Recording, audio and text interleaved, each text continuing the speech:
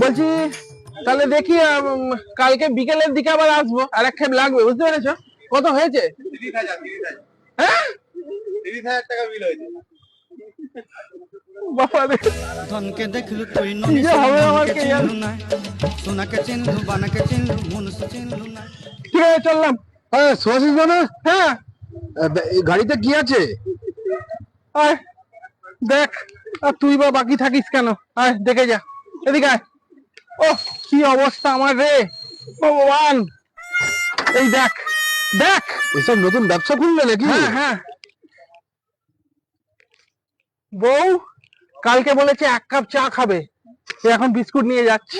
এই এত বিস্কুট? এত বিস্কুট? কালকে চা খাবে, তারপর আমি এর থেকে 2টো পাবো কিনা সন্দেহ। কি পারলে আমি পড়েছি গো ভগবান। বানাকে চিনলু মনুষ্য চিনলু নাই, ধন নাই বলি মোর পাকে ননি তার কাজে হয়ে গেল। ধন আছে সিনা আরে বন্ধ করো।